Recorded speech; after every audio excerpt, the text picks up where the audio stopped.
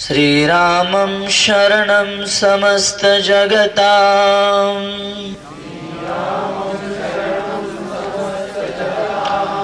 रामं विना का गति रामेण प्रतिहन्यते कलिमलं रामाय कार्याय नमः। रामात्रस्यति कालभीमभुजगो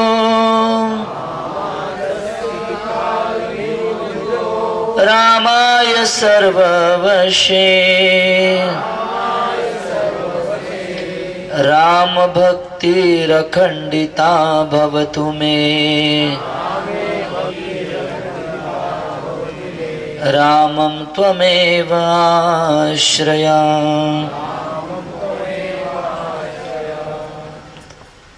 हरे कृष्ण। तर आजच्या या तिसऱ्या दिवशी श्रीरामकथा, आजचा विषय रामाचा राज्याभिषेक आणि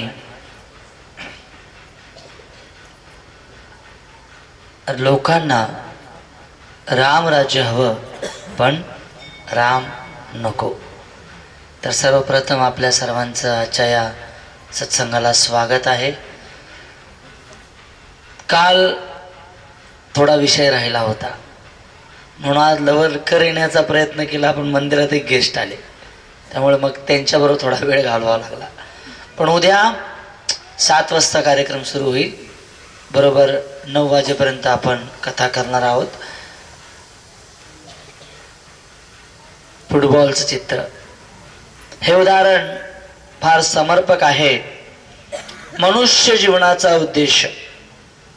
जसं फुटबॉलच्या खेळामध्ये काय होतं, 11 खेळाडू या बाजूला 11 खेळाडू या बाजूला आणि मध्ये चेंडू, आणि 11 खेळाडूंचं ध्येय काय असतं की हा जो चेंडू आहे तो आपल्या जवळ ठेवायचा, विरोधी पक्षाच्या गोटामध्ये जाऊन द्यायचा नाही, आपल्याकडे ठेवायचा आणि आपल्या खेळाडूंकडे पास करत करत तो समोरच्याच्या गोलपोस्ट मध्ये मारायचा, म्हणजे विजय नक्की। म्हणजे फुटबॉल जरी ते खेळण्यामध्ये मग्न असले तरी त्यांचं ध्येय काय आहे, गोलपोस्ट मध्ये बॉल मारणं।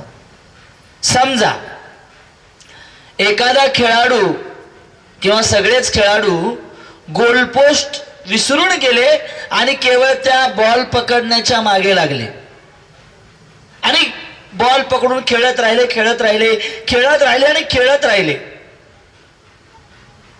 खेळ यशस्वी होईल का? नाही। त्या खेळाची परिपूर्णता आहे तो चेंडू गोलपोस्ट मध्ये मारणे। अजून एखाद्याने बॉलच पकडला नाही आणि नुसतं गोलपोस्ट वर मेडिटेशन केलं, नाही गोलपोस्ट मध्ये बॉल मारायचा, गोलपोस्ट मध्ये बॉल मारायचा, गोलपोस्ट मध्ये बॉल मारून गोलपोस्टच्या बाजूला जाऊन उभा राहिला, जर बॉलच पकडला नाही तर? म्हणजे फुटबॉलच्या खेळामध्ये दोन्ही गोष्टी अत्यंत महत्त्वाच्या आहेत। एक, चेंडूवर नियंत्रण मिळवणं आणि त्याचबरोबर चेंडूवर नियंत्रण ठेवत असताना समोरच्या गोलपोस्टवरती आपलं ध्यान किंवा आपला उद्देश ठेवणं। जीवन त्याच प्रकारे आहे। जीवनामध्ये ज्या काही पारिवारिक कर्तव्य आहेत ते चेंडूला नियंत्रण करण्याप्रमाणे आहे। गृहस्थ आश्रमामध्ये वडिलांप्रती, आईप्रती, पत्नीप्रती, मुलांप्रती, समाजाप्रती, गुरुप्रती वेगवेगळी कर्तव्य आहेत चेंडू पकडण्याप्रमाणे।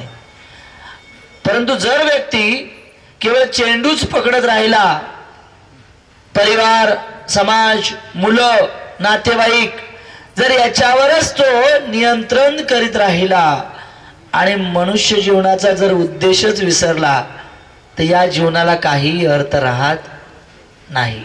आणि एखादा गृहस्थ आहे परंतु जर सगळं सोडून मंदिरात येऊन बसला तर तेही योग्य नाहीये। दोन्ही जबाबदाऱ्या नीट पार पाडायच्या आहेत।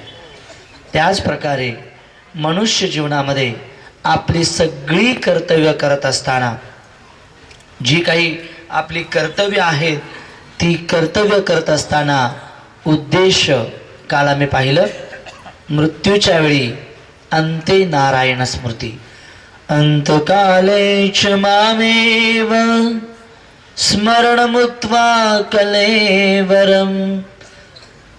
मृत्यूच्या वेळी भगवंताचं नामस्मरण होणं हे या देहाचं उद्देश आहे. बाकी या देहाचं काहीच उद्देश नाही आहे. आणि म्हणून जसं प्रवचनामध्ये आमचे गुरु महाराज नेहमी सांगतात winning the battle but losing the war. म्हणजे बॅटल म्हणजे छोट्या छोट्या लढाया. मनुष्य जीवनामध्ये छोट्या छोट्या लढाया जिंकतो पण जी सगळ्यात मोठी लढाई आहे तिला मात्र तो हरून जातो. मनुष्य जीवनाचा उद्देश भगवंताची भक्ती आहे. तसं हे उदाहरण लहानपणी असताना एक छोटं सॉन्ग होतं. आजही कुठल्या लहान मुलाला विचारा सांगतील ते म्हणतील मछली जल की रानी है जीवन उसका पानी है हाथ लगाओ डर जाएगी बाहर निकालो मर जाएगी. नाही, जसं पाण्यातला जो मासा आहे त्याला बाहेर काढलं, सुंदर सुंदर खाद्यपदार्थ दिले, डेनलॉपच्या गादीवर झोपवलं, फ्रीज टीव्ही सगळं काही एसी मध्ये जर त्याला झोपवलं तर ते सुखी होईल का हो? नाही होणार. का नाही होणार? सगळ्या सुखसुविधा त्याला प्राप्त आहेत नाही का? कारण माशाचा स्वभाव आहे पाण्यात आनंद घेणे. मछली जल की राणी है जीवन उसका पाणी है. तिचं जीवन काय आहे? हे पाणी आहे. आणि ज्यावेळी पाण्यामध्ये सोडलं तर मछली मासा आनंदी राहू शकतो, त्याला बाकी कशाची गरज नाहीये. त्याच प्रकारे मनुष्य कुठे आनंदी राहू शकतो? भगवंताच्या चरणकमलामध्ये, भगवंताच्या नामसंकीर्तनामध्ये जीवात्मा आनंदी राहू शकतो. जसं मी जेलमध्ये प्रचाराला जातो, नाशिक रोड जो जेल आर्थर रोड, तर जेलमध्ये प्रचाराला जात असताना तिथे बरेच मिळतात. 2 मर्डर केलेले, 4 मर्डर केलेले, 6 मर्डर केलेले, असे बरेच असतात.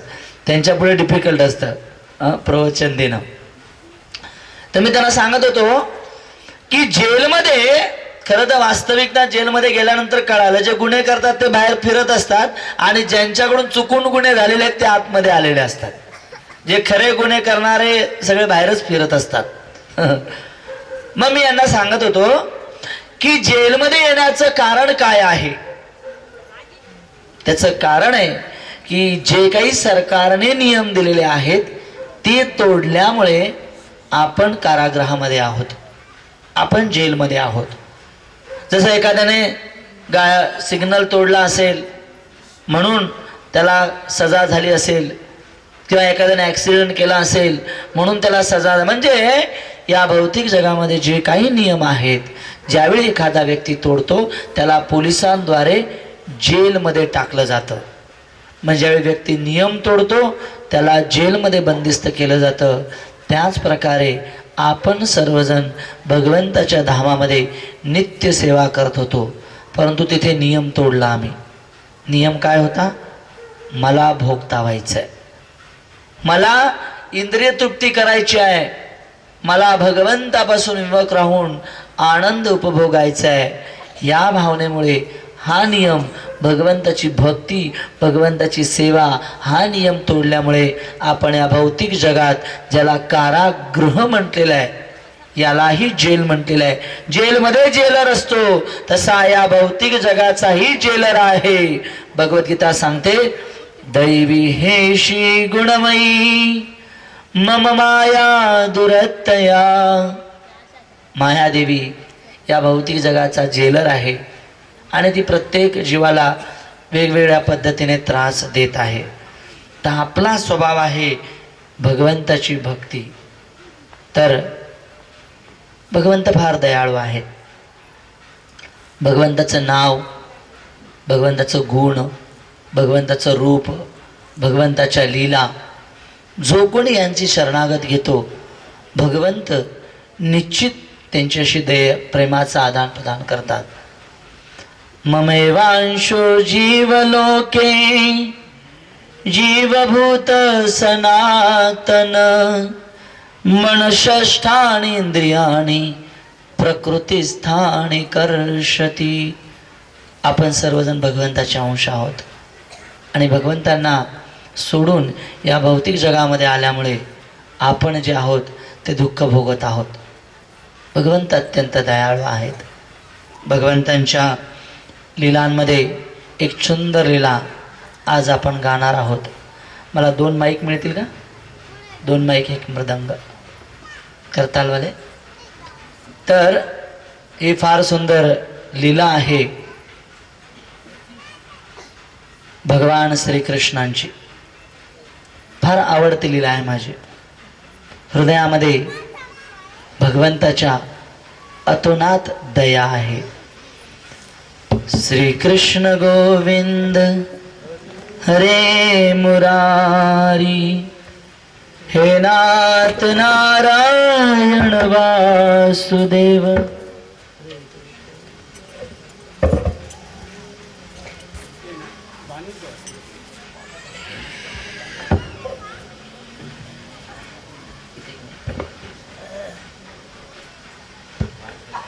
सुदामा नावाचा भगवंताचा एक मित्र.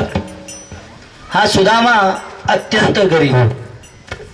याच्याजवळ भगवान श्रीकृष्ण आणि सुदामा एकाच गुरुकुलमध्ये शिकले. विषय भगवंताची दया. आणि मग पुढे भगवान श्रीकृष्ण जे आहेत ते द्वारकेचे राजा झाले. 16,108 राण्या.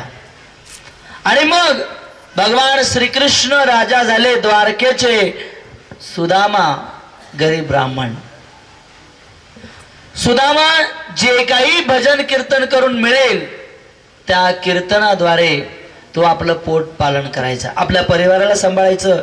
2 मुलं त्याला झाली. आणि मग त्यांची जी पत्नी होती नेहमी सांगायची, अहो तुमचा मित्र द्वारकेचा राजा, जाऊन एकदा भेटा त्याला.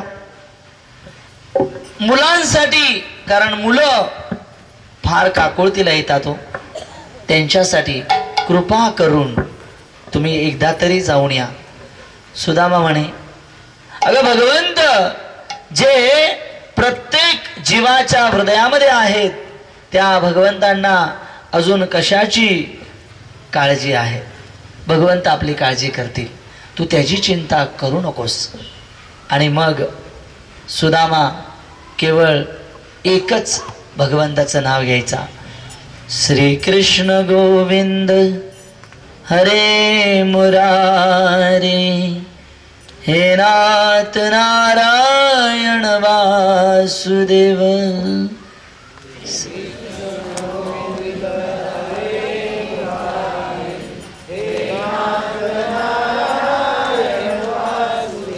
आणि दिवस घालवत होता सुदामा.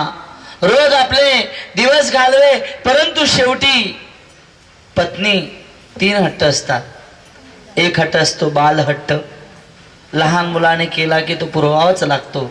दुसरा राज किंवा योगी हट्ट, राजाने किंवा योग्याने केलेला हट्ट पुरवणं गरजेचं असतं. आणि तिसरा सगळ्यात स्ट्रॉंग हट्ट स्त्री हट्ट. नाही, फार अवघड आहे त्याला पार करणं. मग सुदामाच्या पत्नीने देखील हट्ट धरला की माझ्यासाठी नाही परंतु मुलांसाठी तरी तुम्ही जाऊन या, फार महत्वाचं आहे. आणि मग सुदामा भगवंताची इच्छा म्हणून भगवंताला म्हणाला, भगवंता मी या जीवनामध्ये सुखी आहे तुमची इच्छा दिसते आहे की मला तुमचं दर्शन व्हावं. भक्त फार चतुर असतात. भक्त जळस्थळी भगवंताचं चिंतन आणि भगवंताचं मनन करतात. भगवंता, तुमच्या कृपेने सर्व चाललेलं आहे, परंतु या योगाने तुमचं दर्शन होईल या उद्देशाने मी तुमच्याकडे येत आहे. श्री कृष्ण गोविंद हरे मुरारे, हे नाथ नारायण वासुदेवा.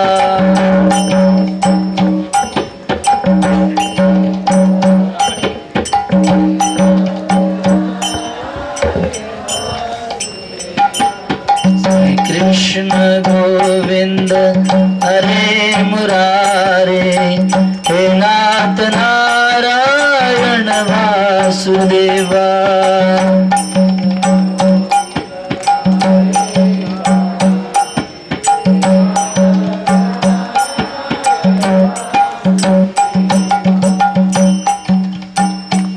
सुदामा पत्नीला विचारतो, भगवंतांना काय घेऊन जाऊया किंवा काय घेऊन जाऊ. घरात बघते तर काही नव्हतं. बाजूच्या घरामध्ये गेली आणि पोहे घेऊन आली. सुदामाने त्याची पुरचंदी बांधली आणि निघाला. कशासाठी? भगवंताच्या दर्शनासाठी. श्री कृष्ण गोविंद हरे मुरारे, हे नाथ नारायण वासुदेवा.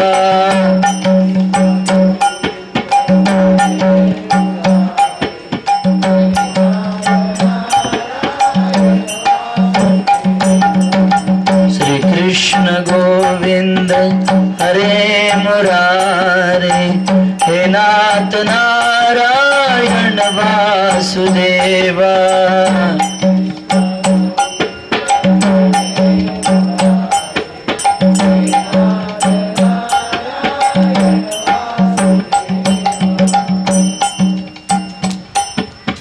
सुदामा द्वारकेच्या दिशेने निघाला.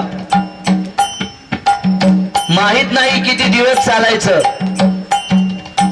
किती लांब आहे हेही माहित नाही. परंतु भगवंताच्या दर्शनाची अभिलाषा घेऊन सुदामा निघालेला आहे. पायात चप्पल नाही, भगवंतासाठी पोहे मागितले, स्वतःसाठी काही नव्हतं. हा भक्ताचा भाव आहे. निघाला सुदामा.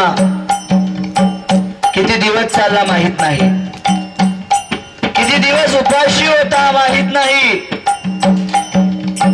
फक्त हृदयामध्ये आनंदाचा डोह घेऊन निघाला होता. काय आनंद मिळणार होता? भगवंताच्या श्री मुखकमलाचं दर्शन. श्री कृष्ण गोविंद हरे मुरारे, हे नाथ नारायण वासुदेवा.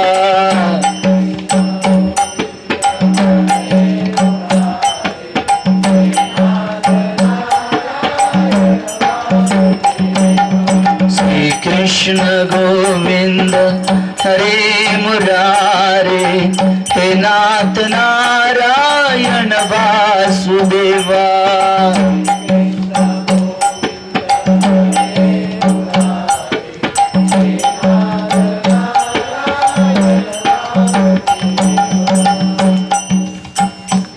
पायात काठा मोडला. सुदामाला भान नाही. काट्यात अडकून त्याचे वस्त्र बाटले. सुदामाला भान नाही. ठोच लागून पडला. पायातून घळाघळ रक्त वाहू लागलं. त्याचंही भान नाही. याला भक्ती म्हणतात. सुदामा केवळ एकच उद्देश, एकच ध्येय घेऊन निघालेला आहे, द्वारकेच्या दिशेने. श्री कृष्ण गोविंद हरे मुरारे, हे नाथ नारायण वासुदेवा।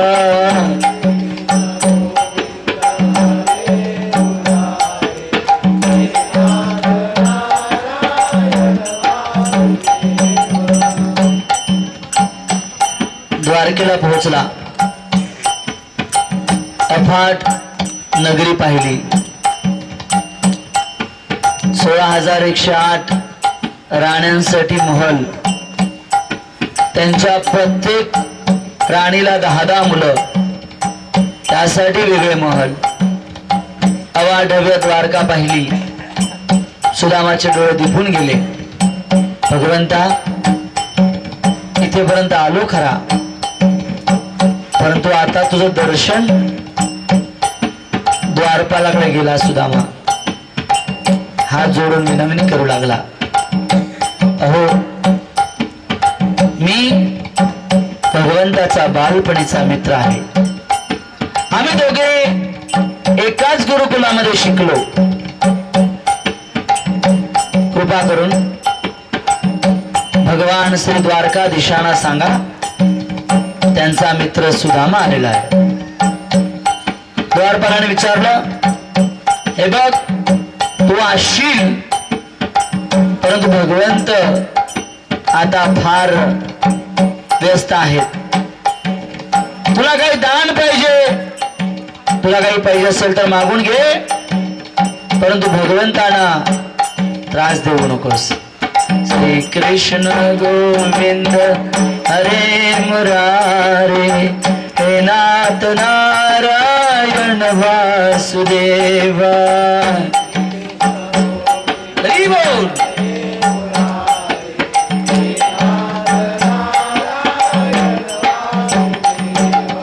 श्री कृष्ण गोविंद हरे मुरारे, हे नाथ नारायण वासुदेवा।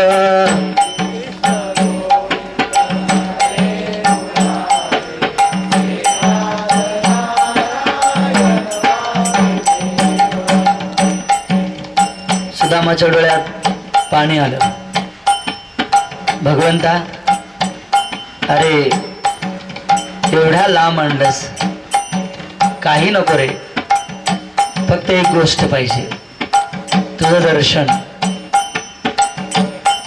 द्वारपालाला पुन्हा विनवणी केली, अहो खरं सांगतो मी भगवान श्रीकृष्णांचा मित्र आहे, तुम्ही जाऊन त्याला एकदा सांगा, फक्त मित्र आलेला आहे त्याचा बालपणीचा, सुदामा नाव आहे। द्वारपालाने सांगितलं, चालतं हो,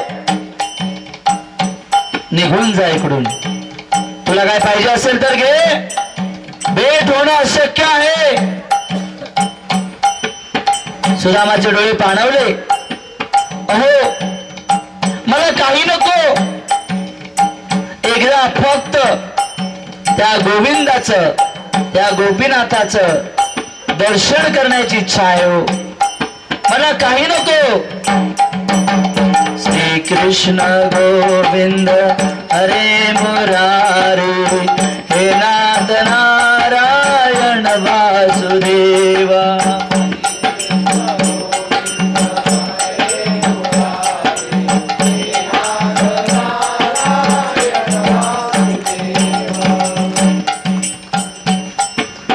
रडवेला चेहऱ्याने भगवंतांना प्रार्थना करू लागला,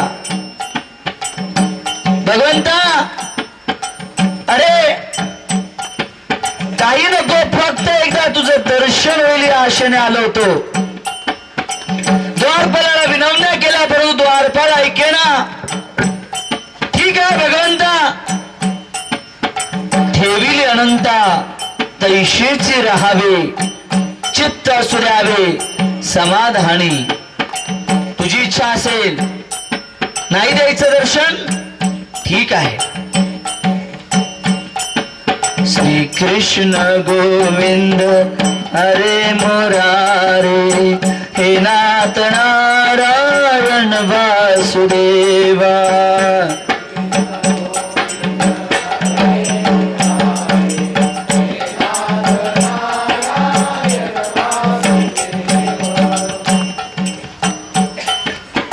परमपित्या भगवंताला प्रत्येकाची काळजी. एका द्वारपालाच्या मनात आलं, तो म्हणे थांबा, मी जाऊन भगवंतांना तुमचा संदेश देऊन येतो. गेला द्वारपाल.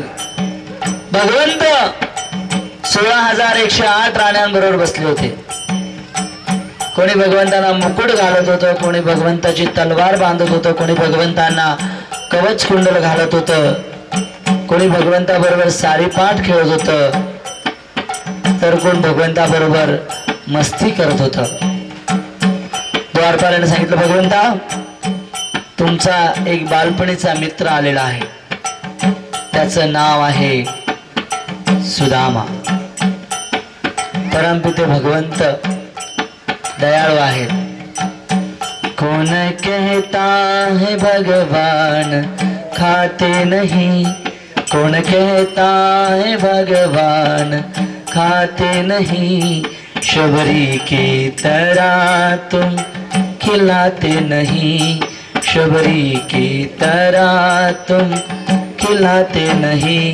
कौन बहते हैं भगवान सोते नहीं, कौन कहता है भगवान सोते नहीं, माँ यशोदा की तरह तुम सुलाते नहीं, माँ यशोदा की तरह तुम सुलाते नहीं. सुदामा आवाज ऐकल्यावरती भगवंताने सगळं सोडलं. भगवंत धावू लागले. भगवंताच्या पादुका निसटल्या, तलवार पडली, गळ्यातले कंठीमाळ पडले, कर्णकुंडल पडले, भगवंताचा मुकुट पडला, बासुरी पडली. भगवंतांना त्याचं भान नाही. येऊन द्वारावरती सुदामाकडे पाहिलं आणि जोरात उडवले, सुदामा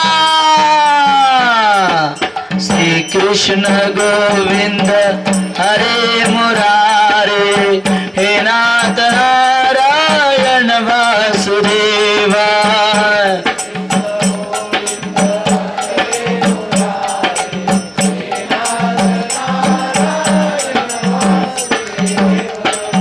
आणि मग भगवान श्रीकृष्णांनी त्यांना नेलं आतमध्ये. आणि आपल्या सर्वांना माहिती आहे, स्वतःची जी पत्नी सत्यभामा तिच्या महालामध्ये बसवलं आणि भगवंतांनी सुके पोहे खाल्ले. पत्रम पुष्पम फलम तोयम यो म्या भक्त्या प्रयश्यती. भगवंतांना पान, फूल, फळ किंवा थोडंसं जल, पण कसं पाहिजे? प्रेमाने पाहिजे. प्रेमाने जे काही अर्पण कराल भगवंत त्याचा निश्चितच स्वीकार करतील. हृदयामध्ये फक्त प्रेम हवं आहे.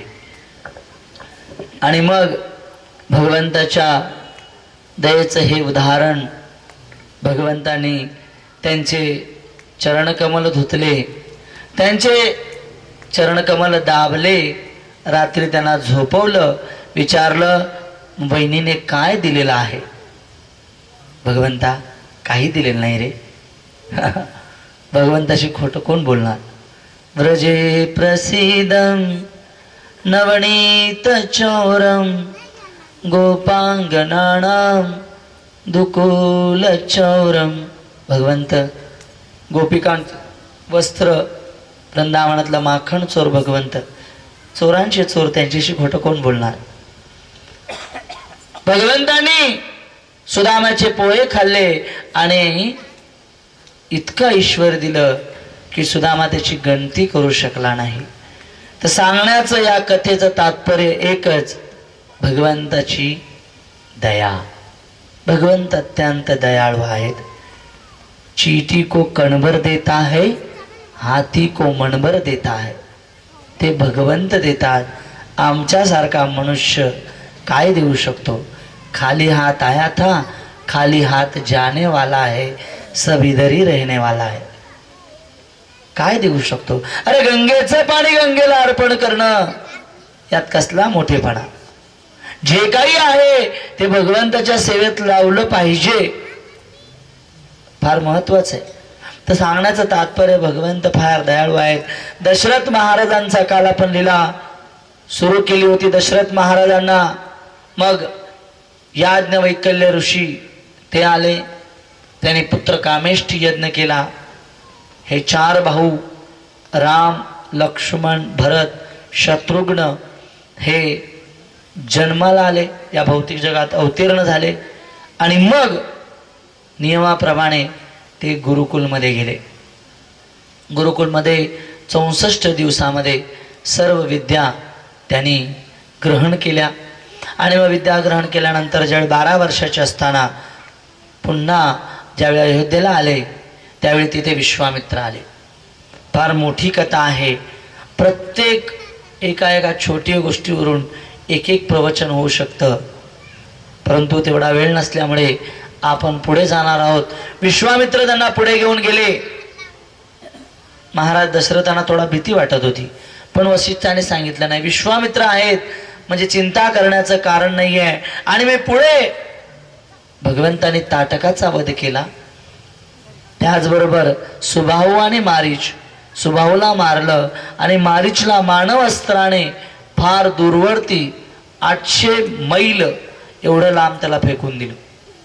आणि मग त्यानंतर भगवंताने अहिल्याचा उद्धार केला आणि अहिल्याचा उद्धार केल्यानंतर भगवंत मिथिला जनकपुरीला पोहोचलेले आहेत आणि जनकपुरीमध्ये सीतेचं स्वयंवर आहे. आणि या सीतेच्या स्वयंवराला पूर्ण जगभरामधून राजे महाराजे आले होते. सीतेच्या स्वयंवरामध्ये प्रण काय होता? शिवजींचं धनुष्य. शिवजींचं धनुष्य मोठे मोठे राजे उचलू शकले नाहीत. लहानपणी माता सीता लहान असताना तिने खेळता खेळता ते धनुष्य उचललं होतं एका हातात आणि हे दशरथाने पाहिलं होतं. त्यामुळे त्याने असा प्रण ठेवला की धनुष्य उचलणारा किंवा तिला प्रत्यंचा लावणाराच जो आहे तो तिच्याशी विवाह करू शकतो. आणि मग वर्णन आहे की भगवान श्रीरामाने धनुष्य तोडलेलं आहे आणि आता सीता आणि भगवान श्रीराम दोघे समोर उभे आहेत. माता सीता जी आहे ते हार घेऊन उभी आहे आणि भगवान श्रीराम जे क्षत्रिय आहेत ते उभे आहेत. श्री संप्रदायातले आचार्य एक फार मोठी टीका लिहितात, फार सुंदर टीका आहे. ते लिहितात की माता सीता जी आहे तिची उंची भगवान श्रीरामांना हार घालण्यापर्यंत पोहोचेना आणि भगवान श्रीराम एक क्षत्रिय आहेत, त्यामुळे क्षत्रिय कधी वाकत नाहीत. प्रश्नचिन्हच पडलं सगळ्यांच्या दरबारी. आता पुढचं काय? कारण माता सीतेची उंची पोचत नाहीये आणि भगवान श्रीराम रघुवंशी आहेत, क्षत्रिय आहेत, त्यामुळे आता जे आहेत ते वाकू शकत नाहीत. आणि मग पंचायत आली का? मग काय होतं? फार सुंदर श्री संप्रदायातले आचार्य टीका लिहितात. ते म्हणतात की तिथे बाजूला लक्ष्मणजी उभे होते. लक्ष्मणाने पाहिलं आणि लक्ष्मणाने काय केलं? भगवान श्रीरामांच्या चरणावरती आपले हात ठेवायला गेला. जसं भगवान श्रीरामांच्या चरणावरती लक्ष्मणजी वाकले, त्यांना उचलण्यासाठी भगवंताला वाकावं लागलं आणि जसं भगवंत वाकले माता सीतेने हार टाकलं. बोलो सियावर रामचंद्र भगवान की. हार टाकला. इथे श्री संप्रदायातले आचार्य टीका लिहितात. ते म्हणतात जीवाची तुलना, आपली सगळ्यांची तुलना माता सीतेशी केलेली आहे आणि भगवान श्रीराम हे भगवंत आहेत, पूर्ण पुरुषोत्तम भगवान आहेत. तर जीवाची इच्छा आहे भगवंताशी जोडणं आणि भगवंताची पण इच्छा आहे जीवाशी जोडणं, परंतु तोपर्यंत जोडू शकत नाहीत जोपर्यंत गुरु मध्यस्थी करत नाही. तद्विधी प्रणिपातेन परिप्रश्नेन सेवया उपदक्षन्ते ते ज्ञानम ज्ञानिनम तत्वदर्शनम. गुरुशिवाय जीव भगवंताशी जोडला जाऊ शकत नाही आणि भगवंत देखील बद्ध जीवावरती कृपा करत नाही जोपर्यंत गुरुची कृपा किंवा गुरुची इच्छा होत नाही. लक्ष्मण म्हणजे गुरुचं प्रतिनिधित्व करतात. तर भारतामध्ये शास्त्र वाचलं, गुरुकडून ऐकलं, आचार्याकडून ऐकलं, प्रत्येक गल्लीमध्ये गुरु निर्माण होणार आहे. कलियुगामध्ये प्रत्येक नाक्या नाक्यावरती भगवंत निर्माण होतील. ओळखणं अवघड आहे. पाहतो आम्ही बरेच पोस्टर, कोणी स्वतःला भगवंत म्हणून घेतात, पण गुरुची व्याख्या काय हे फार महत्वाचं आहे. आजकाल दिसला देव, दिसले गुरु की चालले नाही. चोर गुरु, चंडाल चेला, नरक में जाए ठेलम ठेला. आंधळ्याला जर आंधळ्याच्या जर मागे गेला की आंधळा खड्ड्यात, त्याबरोबर तोही व्यक्ती खड्ड्यात. गुरुची परिभाषा शास्त्रामध्ये सांगितलेली आहे. गुरु कोणाला म्हणावं? दोन गोष्टी जो सांगतो तो गुरु, या व्यतिरिक्त जो कोणी सांगेल तो गुरु नाही.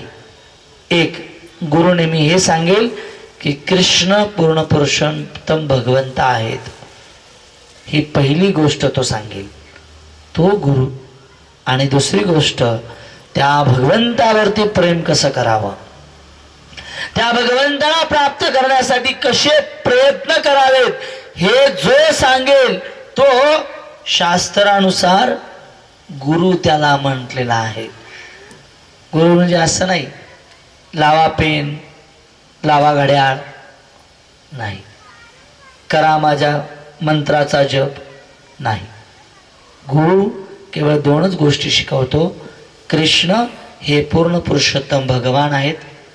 आता 33 करोड देवी देवतात, भगवंतच का? तशा बऱ्याच प्रश्नांची उत्तरं नंतर 3 day session course, Gita course म्हणून होणार आहे. इथेच बहुतेक इथल्याच एरियामध्ये त्याची माहिती शेवटच्या दिवशी दिली जाईल. त्या गीता कोर्समध्ये या प्रश्नांची उत्तरं खऱ्या अर्थाने भगवान कोणाला म्हणावं, धनवान ज्याच्याकडे धन आहे, बुद्धिमान ज्याच्याकडे बुद्धी आहे, बलवान ज्याच्याकडे बल आहे, मग भगवान कोणाला म्हणावं, ज्याच्याकडे काहीतरी आहे. मग त्या अशा बऱ्याच प्रश्नांची उत्तरं ती 3 दिवसाचा गीता कोर्स होईल त्यावेळी होणार आहे. तर त्यावेळी आपण सर्वांनी त्या गीता कोर्समध्ये यावं अशी देखील एक नम्र विनंती.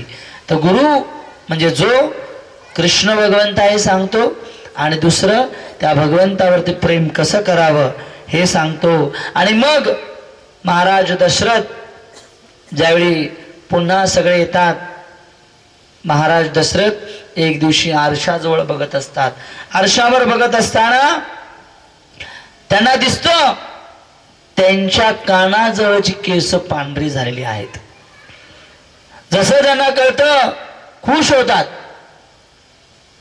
ते म्हणतात की वा, आता मी वानप्रस्थ घेण्यासाठी तयार झालो, रामाला राजा बनवला पाहिजे. 51 या शब्दाचा अर्थ तोच आहे. 50 नंतर 51 लागलं. 51 म्हणजे वनात जायचं, घरी थांबायचं नाही. शास्त्र सांगतं. उगाच 51 52 आठवण करून देतं, वन वन वन. आम्हाला वन सुचत नाही. आम्हाला वन भटकायची सवय लागलेली आहे. नाही, 51 म्हणजे वनात जाऊन राहणे, इथे मंदिरात येऊन सेवा करणे. शास्त्रामध्ये सांगितलेलं आहे 51 वर्षानंतर जो घरी राहतो तो पापाचा भागीदार होतो. त्याला घरी राहण्यासाठी अलाउड नाही, त्याला वानप्रस्थ जीवन म्हटलेलं आहे. दशरथ महाराज खुश झाले. आम्ही पांढरे केस बघितले की डाय लावतो, नाही नाही का? जसं एक व्यक्तीला यमदूत घेऊन गेले, यमराजांकडे घेऊन गेले. यमराजावर याने आक्षेप घेतला, म्हणे तुम्ही ही फार मोठी चूक करताय. यमराजाने विचारलं काय चूक केली?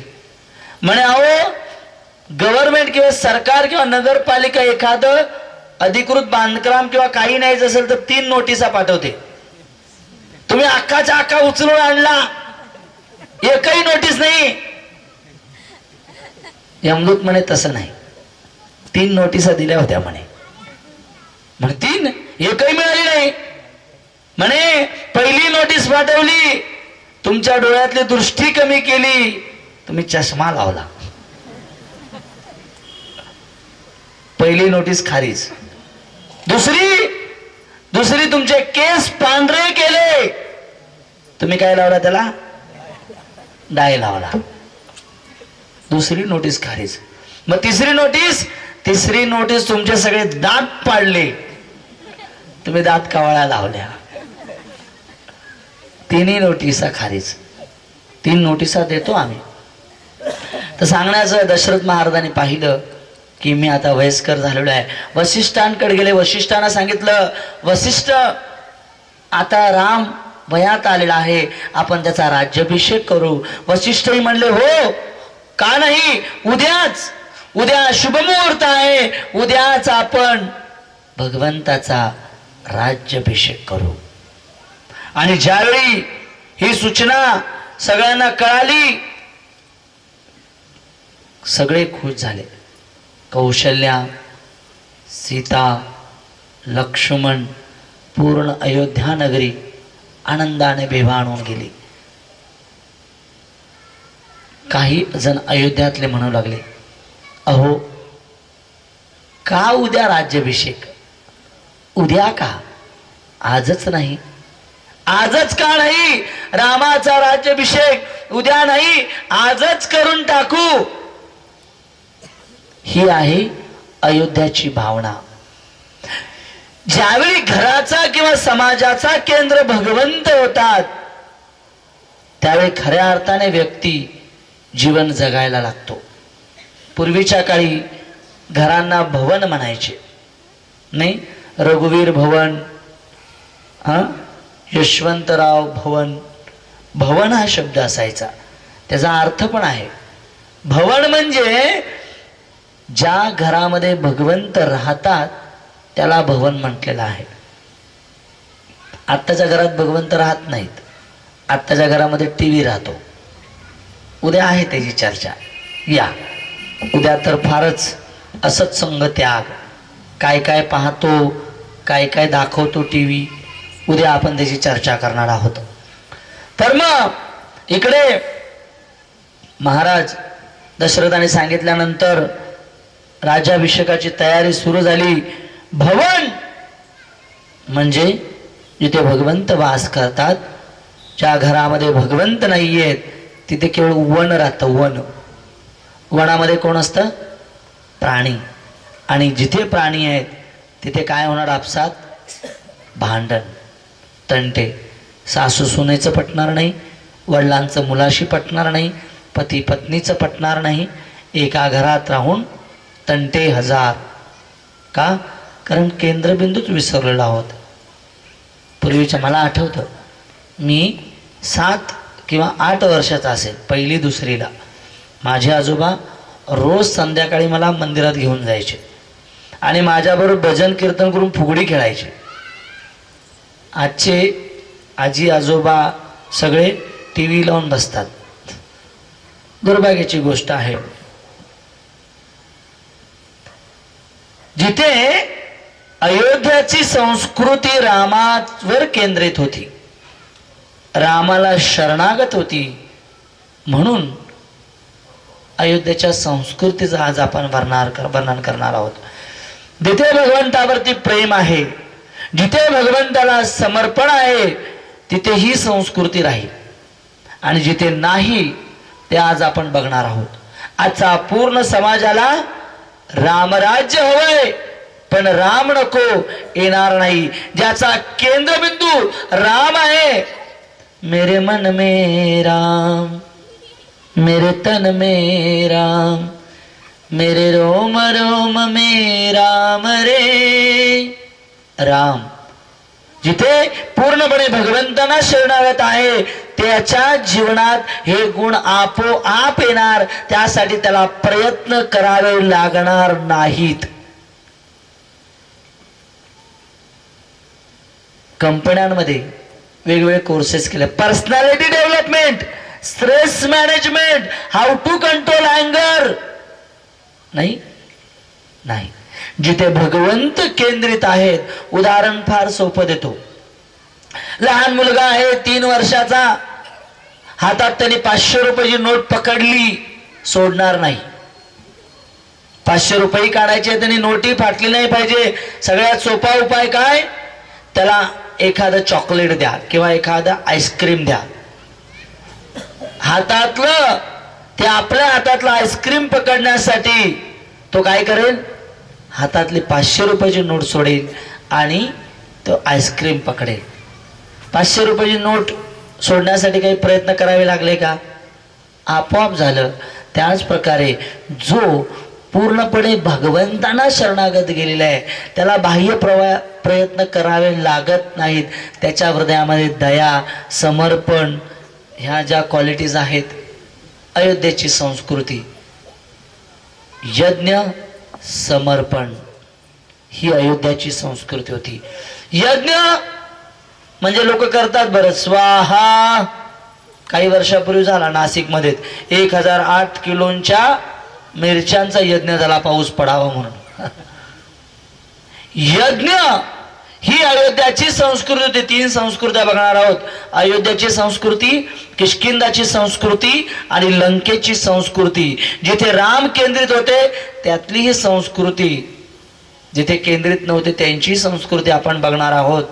परंतु आपला विषय जर भगवंतावरती आपला केंद्रबिंदू असेल तर या क्वालिटीज आपल्यामध्ये येतील. पहिला यज्ञ म्हणजे समर्पणाची भावना अयोध्येमध्ये होती.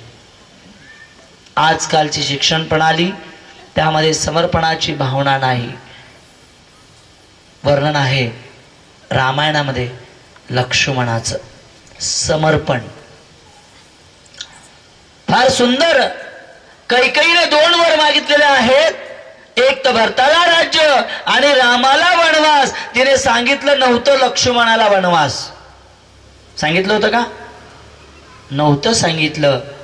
ज्यावेळी लक्ष्मणाला कळालं की महाराज दशरथाने असे 2 वर घेतलेले आहेत, भगवान श्रीरामांना वनवास आणि भरताला राज्य, लक्ष्मणजी बघा भगवंतावरती प्रेम, भगवंतावरती समर्पण. ते म्हणले भगवंता तुम्ही काही जाऊ नका वनवासाला, इथेच थांबा. मी कैकेयी आणि दशरथ या दोघांनाही मारून येतो म्हणतात. दोघांनाही मारून येतो मी, जाण्याची गरज नाही. भगवंत म्हणले नाही. मग ठीक आहे मी येतो. आणि तुमच्या माहितीसाठी ते उर्मिलालाही सांगायला गेले नाहीत रामाबरोबर जाऊ का नाही. आजकाल प्रत्येक गोष्ट विचारून करावी लागते, केली पाहिजे. मंदिरात येताना विचारूनच या, घेऊन या. इथे भगवान श्रीरामाने सांगितल्यानंतर लक्ष्मणजी निघाले. हे लक्ष्मणचं समर्पण आहे. आपल्या माहितीसाठी लक्ष्मणजी 14 वर्ष झोपलेले नाहीत. आम्हाला 1 तासातच प्रवचनात डुलक्या येतात नाही. 14 वर्ष रात्र लक्ष्मणजी झोपलेले नाही आहेत. दिवसभर माता सीतेला भगवान श्रीरामांना जल लागेल, फळ लागतील, काष्ट लाकूड लागेल जळणासाठी, जे काही फळं फुलं लागतील ते लक्ष्मणजी आणून द्यायचे. आणि ज्यावेळी रात्र व्हायची, राम आणि सीता पर्णकुटीमध्ये झोपल्यानंतर असुरांपासून रक्षण करण्यासाठी लक्ष्मणजी झाडावर उभे राहायचे. हे आहे लक्ष्मणाचं समर्पण. वर्णन आहे रावण त्यावेळी सीतेला हरण करण्यासाठी येतो, मारीचचा वध होतो. आपण बघणार आहोत तो दृष्टांत देखील. आणि मग मारीच श्रीरामांचा आवाज काढतो. माता सीता ऐकते आणि लक्ष्मणाला सांगते, लक्ष्मणा जा, राम संकटात आहेत. लक्ष्मणने त्यांना सांगितलं, माते सगळे देवदेवता, गंधर्व, सर्प, किन्नर हे जरी आले ना तरी भगवंतांना कोणी हरवू शकणार नाही. मला भगवंताचा परिचय आहे. त्यामुळे तुम्ही चिंता करू नका, तुम्ही बिंदास राहा. नाही पटलं सीतेच्या मनाला. सीतेने सांगितलं, निक्षून सांगितलं, माझा आदेश आहे, मी राणी आहे, माझा आदेश आहे, तुझा. लक्ष्मण म्हणले मी नाही जाणार. शेवटी सीतेने काय शब्द वापरले की मला कळालं तुला का जायचं नाहीये, तुला माझा उपभोग घ्यायचा आहे म्हणून तू जात नाहीयेस. लक्ष्मण रेषा आखली आणि गेले. मग सीतेचं हरण झालं. सुग्रीव हनुमानजी आता लक्ष्मण आणि रामांना माता सीतेने टाकलेले काही अलंकार दाखवतात. ज्यावेळी रावण घेऊन जातो त्यावेळी माता सीता काही अलंकार जे आहेत, आता इथे पण टीका बघा, लोकांची किती टीका आहे. लोक विचारतात, अयोध्येमधून तर वैकल्य घालून आले होते, इथून दागिने आले कुठे अंगावरती? नाही बघा, जिथे चालवायचं तिथे चालवत नाही, नको तिकडे लोक डोके, यांचीच प्रश्नांची उत्तर देत देत डोके हे करावे लागतात. रामायण वाचा, महाभारत वाचा, उत्तर मिळतील. ज्यावेळी भगवान श्रीराम 14 वर्ष वनामध्ये फिरत असताना, इथेही अगस्त्य ऋषींचा आश्रम आहे. प्रत्येक ज्या गुरुपत्न्या होत्या त्यांच्याकडे ते जायचे, सगळ्यांबरोबर राहायचे. आणि त्यावेळी मान म्हणून सीता ही अयोध्येची राजकुमारी म्हणून प्रत्येक ज्या ऋषीच्या पत्न्या होत्या ते त्यांना थोड्या थोड्या ज्वेलरी द्यायच्या. आणि त्या ज्वेलरी अगस्त्य ऋषींच्या पत्नीने देखील त्यांना ज्वेलरी दिली होती. आणि त्या ज्वेलरी माता सीतेकडे होत्या. आणि ज्यावेळी रावण उडून घेऊन जाऊ लागला त्यावेळी त्या सर्व ज्वेलरी ज्या आहेत त्या त्यांनी खाली टाकल्या. आणि मग भगवान श्रीरामाने त्या ज्वेलरी पाहिल्या. म्हणे हो ह्या सगळ्या सीतेच्या आहेत. लक्ष्मणाला बोलवलं, लक्ष्मणा बघ रे, तू ओळखतो काय आहेत काही दागिने? लक्ष्मणाने सांगितलेलं आहे, फार सुंदर आहे, समर्पण. लक्ष्मण, भगवंता बाकी गोष्टी माहित नाही, पण तुझे पायातले पैंजण मात्र नक्कीच माता सीतेच्या आहेत. का? कारण मी आयुष्यभर आतापर्यंत सीतेला पाहिलं तर केवळ त्यांच्या चरणकमलाकडेच पाहिलं. त्यावेळी हेच नुपूर किंवा हेच पैंजण माता सीतेच्या पायात होतं, त्याच्यावर मी तिला कधीच पाहिलं नाही. हे समर्पण आहे लक्ष्मणाचं रामायणामध्ये. बरंच काही समर्पण लक्ष्मणाचं आहे. उर्मिलाची कथा आहे, लोकप्रचलित कथा. समर्पण अयोध्येची संस्कृती. जिथे राम केंद्र आहे तिथे समर्पण आपोआप येईल. जिथे राम केंद्रित नाही तिथे समर्पणाची भावना येणार नाही. तिथे केवळ भोगाची भावना निर्माण होईल. वर्णन आहे, 7 वर्ष होऊन जातात. 7 वर्ष संपल्यानंतर निद्रादेवी, कारण भगवंत लक्ष्मणजी झोपत नाहीयेत आणि झोपत नसल्यामुळे निद्रादेवीलाही झोप येत नाही. मग निद्रादेवी ठरवते, मी जाऊन लक्ष्मणाला सांगते, बाबा रे 1 तासासाठी तरी झोप, मलाही झोप येईल. ती लक्ष्मणाकडे जाते. लक्ष्मणा म्हणते, लक्ष्मणा तुझा त्याग फार महत्वाचा आहे, फक्त एक गोष्ट कर, तू थोडा वेळ झोप. लक्ष्मणजी म्हणे, मुळीच झोपणार नाही. तर का? म्हणे की भगवंताची सेवा हे माझं व्रत आहे, भगवंताची सेवा हे माझं जीवन आहे, त्यामुळे झोपून मी माझ्या सेवेत व्यत्यय आणणार नाही. ठीक आहे. निद्रादेवी म्हणे, काही चिंता नाही, एक गोष्ट करा, काहीतरी वर मागून घ्या, काहीही वर मागा, मी तुम्हाला तो वर देईन.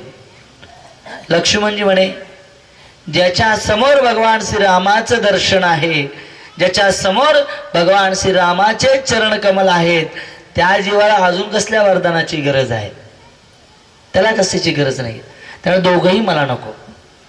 परंतु निद्रादेवीने फारच प्रार्थना केली की काहीतरी मागा, काहीतरी मागा.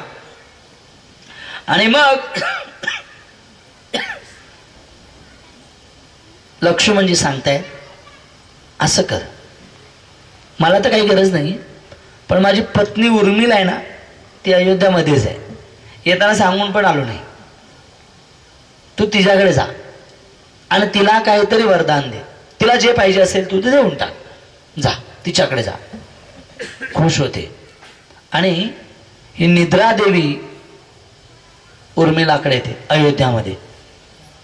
आणि अयोध्यामध्ये आल्यानंतर ती सांगते की मला लक्ष्मणाने पाठवलं काही वर मागण्यासाठी. त्याच्याकडे गेले होते, काहीतरी वर माग. त्याने मागितलं नाही, त्याने तुझ्याकडे पाठवलं, तू काहीतरी वर माग. निद्रा देवी उर्मिला देवी म्हटली तुला वर द्यायचं आहे ना, तर एकच वर दे. काय वर दे? ती म्हणे की माझे पती भगवान श्रीरामाच्या सेवेमध्ये पूर्णतः विलीन होते, पण तिथे काय झालं, त्यांना माझी आठवण आली, म्हणून रामाच्या सेवेतून थोडा वेळासाठी ते वंचित झाले. तुला वरदान द्यायचं ना, ते एकच वरदान दे, पुढील 7 वर्षामध्ये लक्ष्मणाला माझी आठवण होऊन देऊ नकोस. हे वरदान उर्मिलेने मागितलंय की पुढील 7 वर्षापर्यंत लक्ष्मणाला भगवंताच्या सेवेत असताना माझी आठवण होऊन देऊ नको, असं वरदान तू मला दे. हे वरदान उर्मिलाने मागितलं. ही आहे समर्पणाची भावना. रामायण समर्पण आहे. श्रावण बाळाची कथा आहे. श्रावण बाळ खांद्यावरती कावड घेऊन निघाला. कशासाठी? आई वडिलांना तीर्थयात्रा करण्यासाठी. दशरथ महाराज बसले होते पाण्यामध्ये. त्यांना वाटलं की एक प्राणी जल पिण्यासाठी आला असेल. त्यांनी बाण चालवला, श्रावण बाळाच्या हृदयामध्ये लागला. श्रावण बाळ विवळू लागले. दशरथ महाराज त्याच्या जवळ गेले. श्रावण बाळाने शाप नाही दिला दशरथांना. त्यांनी एकच सांगितलं, माझी वेळ एवढीच होती, चूक तुमची नाही आणि माझी नाही, पण एक उपकार कराल का माझ्यावरती? माझे आई वडील वृद्ध आहेत, त्यांना फक्त तहान लागलेली आहे, पाणी घेऊन जा. बघा समर्पण. हां, आपल्या पायावर कोणी पाय ठेवला तर भांडणं हाना मारे नाही. नाशिक रोडवरून एक दिवशी कॉलेज प्रोग्रामवरून येत होतो. एक स्कूटर आणि एक 4 व्हीलर याची टक्कर झाली होती. आणि स्कूटरवरती जवळजवळ 65-70च्या आसपासामध्ये एक वयोवृद्ध ते पडले होते. त्यांचा चष्मा फुटला होता. ते थोडंसं शोधत होते. आणि ज्याने ठोकलं, ज्याची चूक होती यांची आजोबांची, याने ठोकलं. 4 व्हीलर उठला. 24-25 वर्षाचा तरणा बांड, बॉडी बिल्डिंग करणारा, त्या आजोबांच्या कानाखाली मारू लागला. हात पकडला त्याचा. म्हटलं सांग रे, तुझे वडील जर इथे असते तर मारला असतंस का रे? विचार करण्याची शक्तीच नाही आहे, समर्पणाची भावना नाही आहे. कारण कृष्ण राम भगवंताचं नाव आपलं केंद्र नाही आहे. आणि जर आपण समर्पण जर करू शकत नसू तर संतुष्टी मुळीच येणार नाही आहे. पुढचं देही, दान देण्याची वृत्ती तिथे होती. जसं फार सुंदर आहे, आम्ही देखील दान देत असतो, परंतु दान कसं द्यावं याचं देखील शास्त्रामध्ये वर्णन आहे. दान असं द्यावं की हृदयाला लागलं पाहिजे, इथं लागलं पाहिजे. अरे एवढे दिले मी, असं लागलं पाहिजे. शास्त्रानुसार सांगितलंय, गृहस्थ जेवढे कमवतात त्याच्या 50% त्यांनी मंदिरांना डोनेशन द्यायला पाहिजे. 50% मंदिरात, 25% परिवार समाज आणि 25% फ्युचर वानप्रस्थ घेताना ते उपयोगी पडावेत, अशी रचना शास्त्रामध्ये सांगितलेली आहे. तर दान, जसं एक दानावरून एक कथा आठवली, फार सुंदर आहे, बोधात्मक कथा आहे. एक कंजूस ब्राह्मण होता आणि हा कंजूस ब्राह्मण जो आहे तो, त्याचे वडील चांगले भक्त, दान करायला किंवा पैसे द्यायला फारच कंजूस होता. आणि मग त्याचे वडिलांनी देह सोडला. आता यांचा अंतिम संस्कार करायचा म्हणजे 1000 रुपये तरी लागतील. नाही, खर्च तेवढा नाही करायचा. आजकाल इलेक्ट्रिक मध्ये भुस नाही, कोण चंदनाचे लाकडं, कोण तूप आणि काय घातला इलेक्ट्रिक मध्ये, भुसाच बाहेर नाही. काय प्रगती झालेली आहे. हां, जास्त रडायचं पण नाही. पूर्वीच्या वेळी तर खांद्यावर जायचं, आज तर त्या ॲम्ब्युलन्समध्ये करत करत जाते. सगळ्या गाड्यांना डायरेक्ट तिथेच पोचतात. चला 5 मिनिटात कार्यक्रम उरका. तो मंत्र मी किती वेळा गेलो, काय मंत्र उच्चारतो तो माणूस, त्यालाच कळत नाही. एका वेळी 3-3 प्रेत जाळत असतो. काय दुर्भाग्य आहे. दान तर मग हा म्हणला 500 रुपये फारच होता. नाही, असं करू, वडिलांना रात्री एका गोणीत बांधून पाण्यात टाकून देऊ. लोकांनी विचारलं तर सांगू वाहून गेली. ठीक आहे, भगवंताला काळजी. भगवंत एका ब्राह्मणाच्या रूपामध्ये आले आणि त्यांनी सांगितलं की मला तुमच्या वडिलांना भेटायचं आहे. आता मग पोल उघडीकी जाईल म्हणून सांगितलं, वडील गेले, आता करायचं काय? वडील गेले माझे. ते म्हणे ठीक आहे, काही चिंता करू नको, मी तुझ्या वडिलांचा अंतिम संस्कार करतो. घेणार किती? मग नियमाप्रमाणे तू 1000 घेतो, मी 1000 घेईन. नाही, तेवढे नाही, लय होतात. बरं ठीक आहे, 500च दे. 500? नाही नाही, एवढे नाही जमत. भगवंत म्हणे ठीक आहे, 100 तरी दे.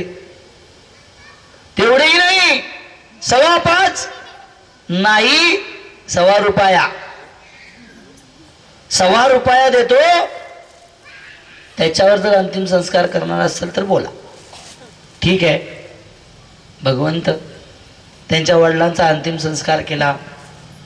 सगळी अंतिमविधी झाली आणि भगवंत गेले ब्राह्मणाकडे, द्या कंजूस ब्राह्मणाकडे. 1.25 रुपया द्या. म्हणे अरे आजच माझे वडील गेले, एवढा मोठा दुखाचा डोंगर कोसळला आणि तू 1.25 रुपये मागायला आलास? आज नाही, उद्या ये, उद्या घरी येऊन घेऊन जा. ठीक आहे. भगवंत निघून गेले. दुसऱ्या दिवशी ब्राह्मणाच्या वेशात येत होते. याने विचार केला 1.25 रुपये वाचवायचा कसा. बायकोला बोलवलं, सांगितलं बांगड्या काढून तो कुकुपूस, मी झोपतो कॉटवरती. आले की बोंबलायचं. काय गेले? अहो पण 1.25 रुपये तो काय आता काल फुकट. आणि त्याला सांगायचं पैसे मिळणार, जाईल तो निघून. जैशी दृष्टी वैशी सृष्टी. जसं दृष्टी असते ना तसंच समाजाला आपण पाहत असतो. आणि मग याने सांगितलं ठीक आहे, बायको म्हणली ठीक आहे झोपा. आता भगवंत होते आले. यांनी सांगितलं, बायकोने सांगितलं, गेले. भगवंत म्हटलं वा, 1.25 रुपयासाठी मी जरा बघतो आता किती कंजूस आहे. भगवंताने बोला गावाला, काल वडिलांचा केला, आज ह्याचाही करून टाकू अंतिम संस्कार. गाव गोळा झालं. आंघोळ घालायची. भगवंत म्हणे कडक पाणी करा, कडक. फोड येईपर्यंत कडक पाणी करा, कडक. फोड आले पण काय भाऊ उठलं नाही बुवा. 1.25 रुपया. तिरडी बांधली, राम नाम सत्य घेऊन चालले. बायको म्हणते आज याला काय जाळल्याची सोडत नाहीत बुवा. नेला, चितेवरती झोपवला. मंत्र उच्चारण सुरू झाले, 7 फेरे सुरू झाले, परंतु बाबू हलाय ना मागे ना. भगवंत दयाळू, हसायला आलं भगवंतांना. भगवंत म्हटले अरे हे ब्राह्मणा उठ, मला माहिती आहे तू मेलेला नाही आहेस. भगवंताने आपलं चतुर्भुज रूप दाखवलं. भगवंत म्हणे की मी जे काही क्रिएशन बनवलं, हां त्याच्यासारखे तुझे नमुने पण बनवले, ते बघून मला फार आनंद वाटला, मला फार हसायला आलं. भगवंत हसू लागले. भगवंत म्हणे उठ, मी भगवंत आहे, पाहिजे ते माग, तुम्ही तुला द्यायला तयार आहे. हा उठला चितेवरून, म्हणे पाहिजे तर द्याल, म्हणे पाहिजे तर देईन, मी तुझ्या कंजूसगिरीवर फार खुश आहे. तर म्हणे एकच करा, ₹1.25 तेवढा माफ करा. दान ₹1.25 तेवढा माफ करा. स्वामी प्रभुपाद याचं फार सुंदर उदाहरण देतात. ते म्हणतात आमची पण स्थिती तशीच आहे. स्वयं भगवंतांनी सगळं काही पुरवलेलं आहे आणि आम्ही आमच्या ₹1.25 मागे लागलेलो आहोत. स्त्रीला मूल झाल्यानंतर दूध येतं, त्याच्या आधी दूध येत नाही. ज्याला भगवंताने जन्म दिलेला आहे त्याचं उदरनिर्वाह भगवंतांनी ठरवलेला आहे. आपण प्रयत्नाने नाही करू शकत. याचा अर्थ प्रयत्न करायचे अशातला अर्थ नाही, परंतु फुटबॉलचा गेम उद्देश लक्षात ठेवायचा आहे. जीवन भगवंताच्या कीर्तन श्रवणासाठी मिळालेलं आहे. दान किती दान दिलं पाहिजे? 50% लक्षात ठेवा. शास्त्रार्थ गुरुकुल 5 वर्षाचे झाले की मुलं गुरुकुलमध्ये जायची, 22 वर्षाचे झाल्यानंतर ते बाहेर यायचे. अयोध्येमध्ये गुरुकुल होते, गुरुकुलाला दान दिलं जायचं. महाभारतामध्ये देखील त्याचं वर्णन आहे. गुरुकुलमध्ये रामायण महाभारत शिकवलं जायचं.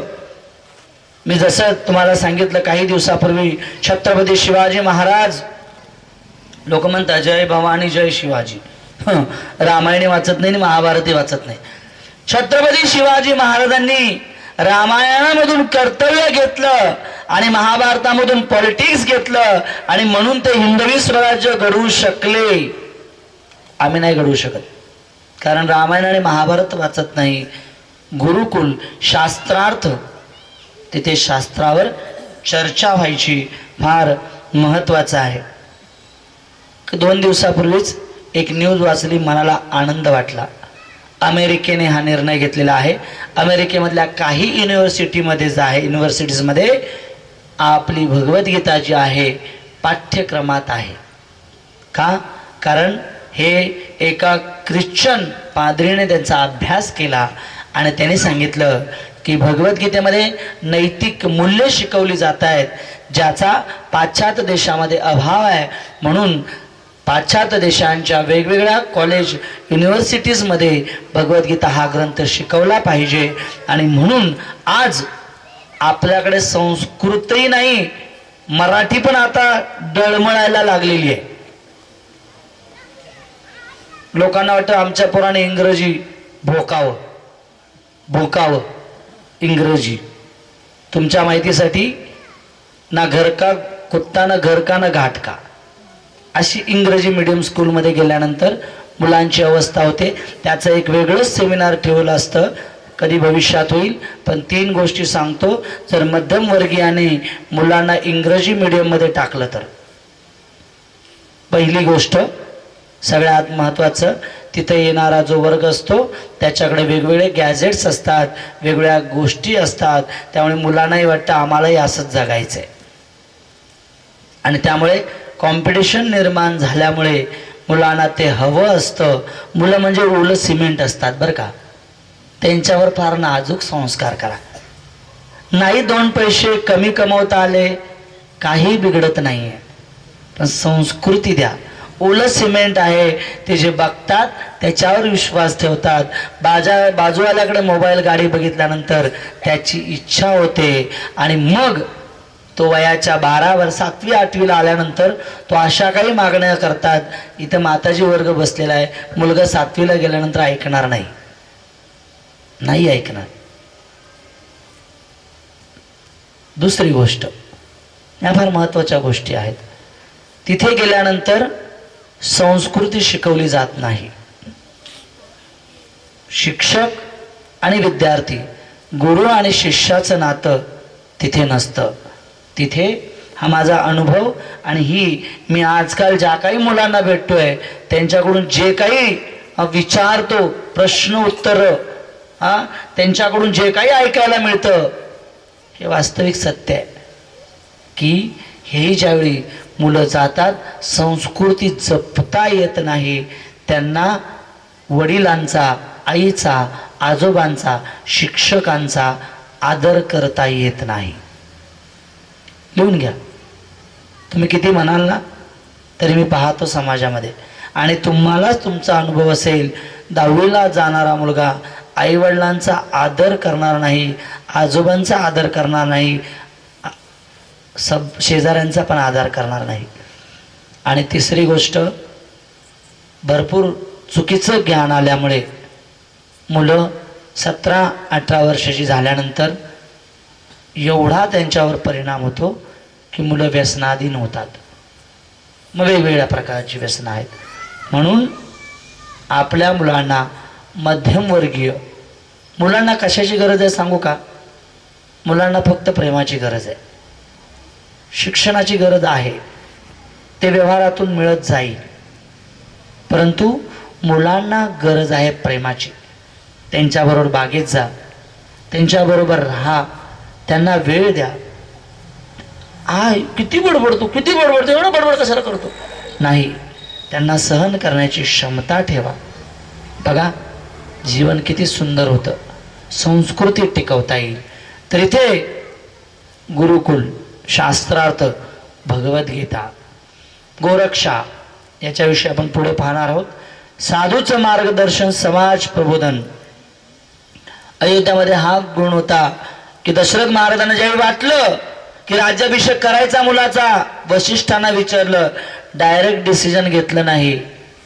छत्रपती शिवाजी महाराजांचे गुरु महाराज रामदास स्वामी तुकाराम महाराज, चंद्रगुप्त मौर्य त्यांच्या पदरी चाणक्य पंडित होते.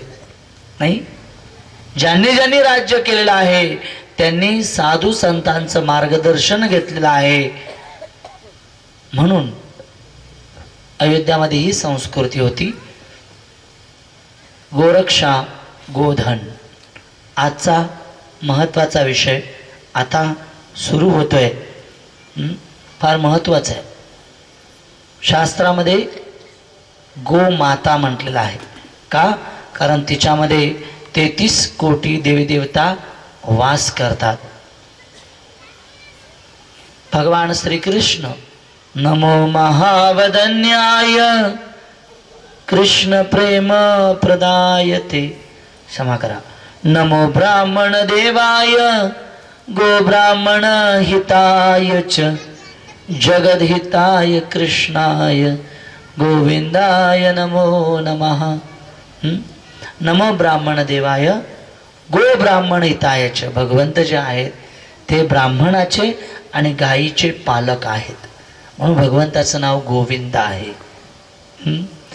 लहान मुलांना ज्यांना शाळेत किंवा व्यावहारिक बुद्धी चालत नाही ना, त्यांना एक उपाय सांगतो, करून पहा. गोमाता असते ना किंवा गाईचं वासरू असतं, त्याच्या पाठीवरती हात फिरवायचा, नेहमी हात फिरवत राहा. हे काय, त्याने बुद्धी वाढेल. त्याचं कारण असं की गाईच्या पाठीवरती एक सूर्यनाडी असते. सूर्यनाडी ती सूर्याची जी प्रखर उष्णता आहे, तेज, ते आपल्या नाडी साठवून ठेवते. आणि त्यामुळे तिचं जे दूध येतं ते गरम केल्यानंतर कसं सोन्यासारखं होतं, पिवळं होतं. आजकालचं दूध फेसच येतो, त्याला केमिकल असतात त्यात. पण प्युअर गाईचं जर दूध आपण पाहिलं तर त्याला पिवळा सोन्याचा रंग येतो, कारण सूर्याचं तेज ते धारण करतात. ज्यावेळी मुलं त्याच्यावरून ते हात फिरवतात त्यावेळी त्यांची देखील तेज बुद्धी वाढते. आयुर्वेदामध्ये देखील हे लिहिलेलं आहे. आम्ही आमच्या आयुर्वेदावरच विश्वास नाही. गोमाता, तुमच्या माहितीसाठी आशिया खंडातील सर्वात मोठा कत्तलखाना देवनार कत्तलखाना मुंबईमध्ये आहे. या कत्तलखान्यामध्ये दिवसाला 4000 गायींची कत्तल होते. कामगार किती आहेत तिथे? 1200 कामगार आहेत. विचार करा. 1910 साली ज्यावेळी इंग्रज आले, जसं आपण आधी याची चर्चा केलेली आहे, 1910 साली ज्यावेळी इंग्रज आले त्यांनी पहिला ऍक्ट, पहिला कायदा केला तो कत्तलखाने, गायीचे कत्तलखाने. त्यावेळी 345 कत्तलखाने होते. 2012 साली आज पूर्ण जगभरामध्ये, विशेषतः भारतामध्ये 36,000 कत्तलखाने आहेत जिथे गायींना मारलं जातं.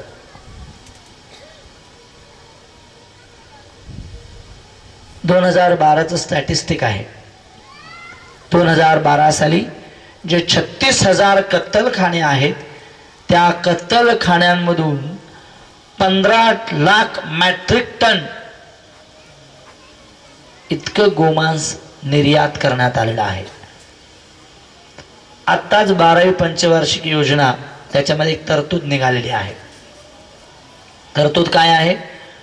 90 नवीन कत्तलखाने उघडणं. नवीन 90 कत्तलखाने ओपन करणं आणि 150 कत्तलखान्याचं आधुनिकीकरण करणं. ही संस्कृती नाही आपली. एका वर्षामध्ये जवळजवळ 25 करोड गायींची हत्या होते. विचार करा. हे E.G. विनेट टेस्ट डेअरी कमिशनर मिसुरी अमेरिकातल्या हे त्यांचं भाषण किंवा त्यांचे व्यक्तित्व आहे. गाय मनुष्य की सर्वश्रेष्ठ हितैषी है, वो हमारे एक मित्र के रूप में है जिससे कभी कोई अपराध नहीं हुआ, जो हमारी पाई पाई चुका देती है और घर की तथा देश की रक्षा करती है. म्हणून आपले प्रधानमंत्री होते लाल बहादूर शास्त्री. त्यांचे एकच नारा होता, जय जवान जय किसान. भारत स्वतंत्र होता. भारत खऱ्या अर्थाने सुजलाम सुफलाम होता. थिवॉल्टर ए डामर हे अमेरिकाचेच आहेत. त्यांनी अवर डम्प ॲनिमल्स एक पुस्तक लिहिलं. त्या पुस्तकामध्ये लिहिता येते बघा, भारतातल्या लोकांना आज फक्त मनी कॉन्शियस आहेत. बाहेरची समाजातली लोक, न्यूझीलंडचं उदाहरण देतो. न्यूझीलंड हा असा देश होणार आहे येत्या जवळजवळ 20 ते 30 वर्षामध्ये तिथल्या प्रत्येक घरांमध्ये 2 देशी गायी नक्कीच असतील. हा नियम तिथे लागू करण्यात आलेला आहे. प्रत्येक घरामध्ये 2 देशी गायी अवश्य असतील. कारण त्यांनी पूर्ण स्टॅटिस्टिक घेतलं की भारताच्या देशी गायी कशा शरीरासाठी, घरासाठी आणि समाजासाठी. तुमच्या माहितीसाठी जिथे एक गाय बांधली जाते त्याच्या 1 किलोमीटरामध्ये कुठलाही जादूटोणा चालू शकत नाही. हे फार महत्वाचं आहे. गाय से बढ़कर अन्य कोई भी पशु मनुष्य का मित्र नहीं है और न गाय ऐसा कोई मधुर स्वभाव वाला है. उसमें 100% मातृत्व है. उसका मनुष्य जाति से यही माता का संबंध है. म्हणून तिला माता म्हटलेलं आहे. परंतु आजच्या मातेची अवस्था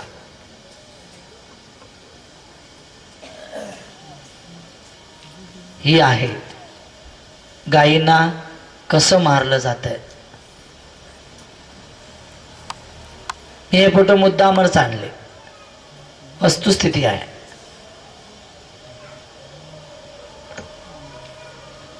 गोरक्षा फार गरजेची आहे.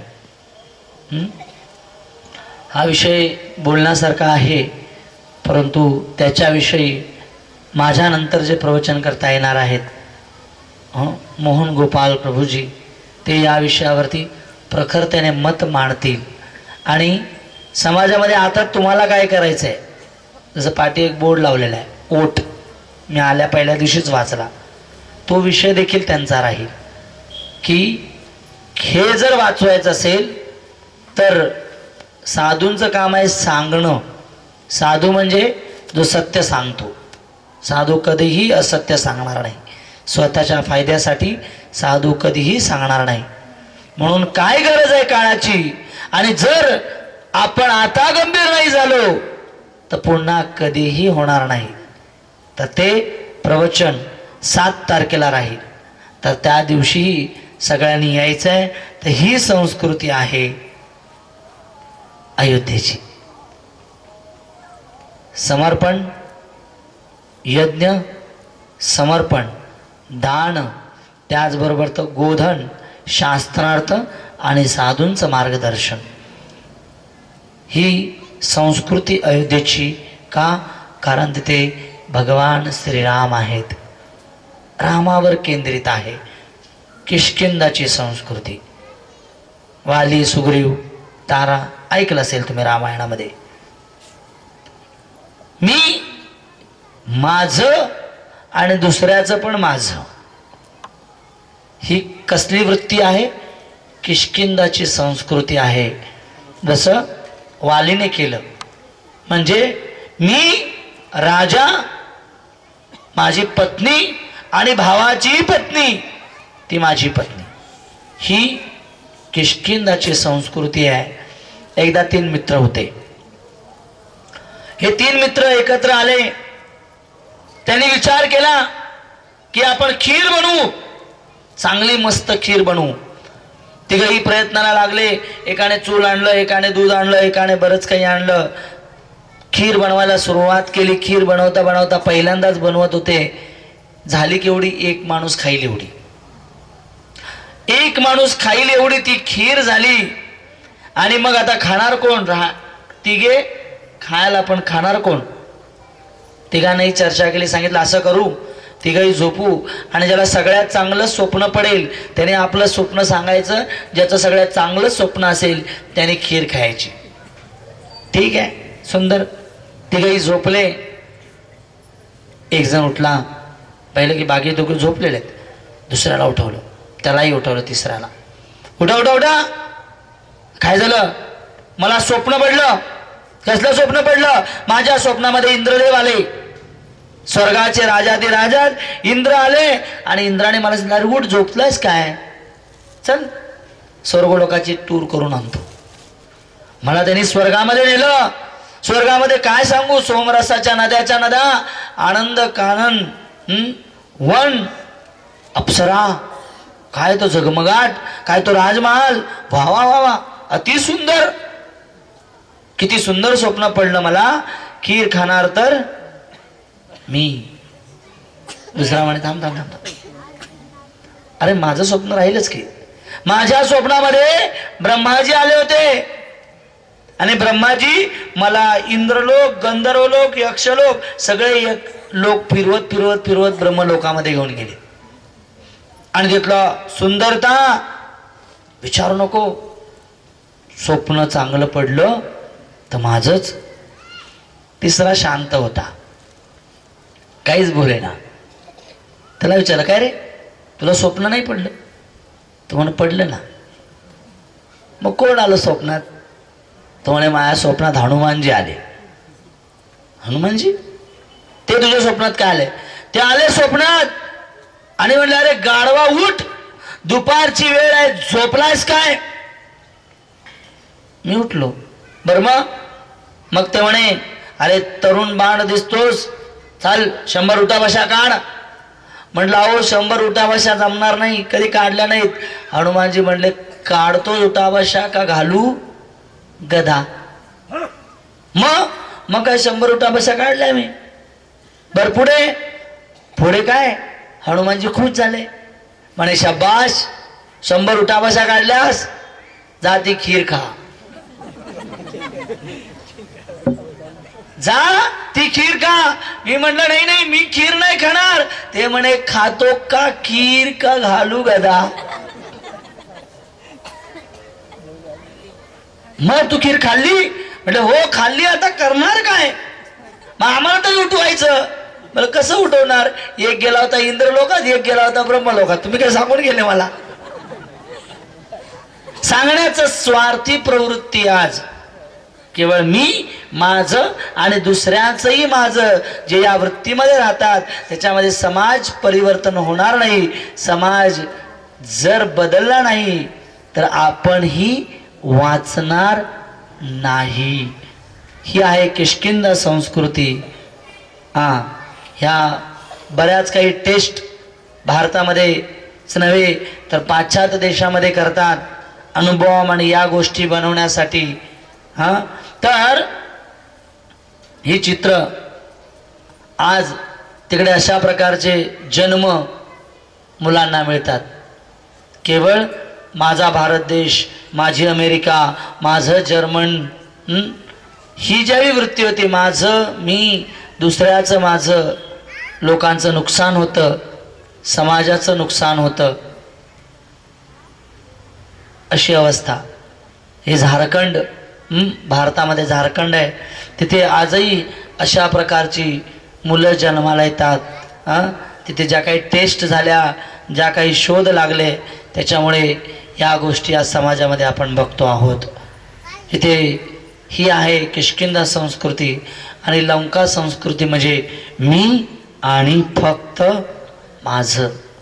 रावणाला सगळ्यांनी समजवलं, मंदोदरीने समजवलं, विभीषणाने समजवलं, अहिरावणाने समजवलं, सगळ्यांनी समजवलं, परंतु मी आणि केवळ माझं. जिथे मी आणि माझं आलं ना, तिथं सुख समाधान नाही बरं का राहत. सुख समाधान त्यागात आहे, समर्पणामध्ये आहे. म्हणून इथून जाताना एक कथा, मी आज शेवटची कथा सांगणार आहे. खरं तर प्रवचन बराच वेळ चालेल, परंतु टाईम होऊन गेलेला आहे. उद्या 7 वाजता प्रवचन सुरू होईल. व्यासासनावर 7 वाजता सुरू होऊन प्रवचन 9 वाजेपर्यंत चालेल. यातून घ्यायचं काय आहे? प्रवचनाच्या अंती बरीच लोक येऊन सांगतात, चांगलं झालं बरं का प्रवचन, आवडलं बरं का. आपल्याला आज जाताना अयोध्येची संस्कृती घेऊन जायचं आहे. अयोध्येची संस्कृती समर्पण आहे, शास्त्र अध्ययन आहे, साधूंचं मार्गदर्शन आहे, गोरक्षा आहे. जर आपण या गोष्टी केल्या तर जीवनामध्ये आपण खऱ्या अर्थाने जीवनाचं ध्येय प्राप्त करू. फुटबॉलची मॅच आणि गोलपोस्ट लक्षात ठेवायचं आहे. आणि हे करण्यासाठी रामाला शरण जाणे अत्यंत गरजेचं आहे. भगवंतांना शरण गेलं पाहिजे. नाहीतर एक कथा आहे, एक झाडावरती एक कबूतरचं घरटं होतं. 5-6 घरटी होती. मग त्या 5-6 घरट्यांमध्ये कबुतरांची बालकं जन्माला आली. आणि मग एक वरिष्ठ कबुतराने सांगितलं, हे मुलांनो, मी तुम्हाला एक धडा शिकवतो. शिकवा. धडा काय आहे? शिकारी आएगा, जाल बिछाएगा, दाना डालेगा, भूल कर इसमें फसना नहीं. लक्षात आलं? आणि हो, मुलांचा पहिल्या झटक्यात धडा पाठ झाला. काय? शिकारी आएगा, जाल बिछाएगा, दाना डालेगा, भूल कर इसमें फसना नहीं. आणि मग हे रोज गाऊ लागले, शिकारी आएगा, जाल बिछाएगा, दाना डालेगा, भूल कर इसमें फसना नहीं. रोज म्हणायला लागले. एक दिवशी आई वडील सगळे काहीतरी अन्न आणण्यासाठी निघून गेले होते. पक्षी झाडावरती खेळत होते. त्याने पाहिलं एक शिकारी येत होता जाळं घेऊन. लगेच झालं, शिकारी आएगा, जाल बिछाएगा, दाना डालेगा, भूल कर इसमें फसना नहीं. शिकारीने ऐकलं. म्हटलं अरे यांना कळालं, आता काय करणार? ठीक आहे, आता आलो तर झाडाखाली टाकून जाऊ. त्याने जाल टाकलं. हे गातायत, हा, शिकारी आएगा, जाल बिछाएगा, दाना डालेगा, भूल कर इसमें फसना नहीं. त्याने दाणे टाकले. हे बघतायत, हे गातायत. शिकारी म्हणे आज काही शिकार कठीण आहे. निघून गेला. झाडावर बसले होते, एकमेकाकडे बघत म्हणतायत, शिकारी आएगा, जाल बिछाएगा, दाना डालेगा, भूल कर इसमें फसना नहीं. आणि मग शिकारी गेल्यानंतर ते दाणे पाहिले. उडत उडत त्या दाण्याकडे आकर्षित होत गात गात ते त्या जाळ्यावरती बसले आणि दाणे टिपत टिपत म्हणतायत, शिकारी आएगा, जाल बिछाएगा, दाना डालेगा, भूल कर इसमें फसना नहीं. थोड्या वेळाने शिकारी आला. शिकारीने पाहिलं सगळेच्या सगळे पक्षी जाळ्यात अडकले होते. शिकारी खुश झाला. त्या शिकारीने ते जाळं खांद्यावर टाकलं आणि निघाला. आतले पक्षी म्हणतायत, शिकारी आएगा, जाल बिछाएगा, दाना डालेगा, भूल कर इसमें फसना नहीं. तसंच प्रवचन सुंदर होतं, फार आवडलं. परिवर्तन आलं पाहिजे, नाहीतर मृत्यूच्या वेळी life is preparation, death is examination. मायबापानो, मृत्यू अत्यंत भयानक आहे आणि पुन्हा अंतकाळी जशी वृत्ती असेल त्यानुसार पुढचा देह मिळणार आहे. पुनरपि मरणं पुनरपि जननं पुनरपि जननी जठरे शयनं. पुन्हा 84 लक्ष योनी फिरायचं, पुन्हा मातेचा गर्भ, 9 महिने त्यात राहायचं. रक्त मांस कफ वात पित्त मलमूत्र तिथे राहायचं 9 महिने. बाहेर यायचं, पुन्हा या भौतिक संसारामध्ये गाडा रेटायचा. पुन्हा जन्म मृत्यू जरा व्याधी याला सामोरं जायचं आणि पुन्हा मृत्यू, पुन्हा ते चक्र. या चक्रातून सुटण्यासाठी हा दुर्लभ मनुष्य देह दिलेला आहे. आणि म्हणून काळाराम मंदिरमध्ये गेल्यानंतर भगवान श्रीरामाचा हात छातीवरती आहे आणि एक हात चरणकमलाकडे आहे. सर्व धर्मान् परित्यज्य मामेकं शरणं व्रज. मला शरणागती या, माझ्या चरणाचा आश्रय घ्या. या भवबंधनातून नक्कीच मुक्त होईल. म्हणून आपण रामाला ज्यावेळी प्राधान्य देऊ, आपोआप सगळं काही चक्र सुरक्षित होईल. आजचा समाज यासाठी विचलित आहे की रामाला प्राधान्य नाही, भगवंतांना प्राधान्य नाही. म्हणून आजच्या 3ऱ्या दिवसाचा प्रवचन संपवत असताना बरेच काही स्लाइड्स आहेत, आपण त्याच्यावर उद्या देखील चर्चा करणार आहोत. उद्याचा विषय आहे कैकेयीचे वचन, असत्संग त्याग. उद्या विषय राहील टीव्ही शाप की वरदान. हरे कृष्णा कृष्णा कृष्णा हरे हरे, हरे राम राम राम हरे हरे. सियावर रामचंद्र भगवान की, पवनसूत हनुमान की, जगद्गुरु श्रील प्रभुपाद की. फार फार धन्यवाद. बऱ्याच लोकांच्या मनात प्रश्न असते, काय महाराज हात वर करायला सांगतात, आतापर्यंत हरे राम राम राम हरे हरे, हरे कृष्ण कृष्ण कृष्ण हरे हरे. महाराज जरा उलटच बडबडत आहे नाही. या सगळ्या प्रश्नांची उत्तरं 7व्या दिवशी राहतील. OMG, ओ माय गॉड, लक्षात ठेवा. नाही, त्या दिवशी या सगळ्या प्रश्नांची उत्तरं देखील दिली जातील 7व्या दिवशी. तर उद्याचा विषय 4था दिवस, कैकेयीचे वचन, असत्संग त्याग. फार फार धन्यवाद. हरे कृष्ण.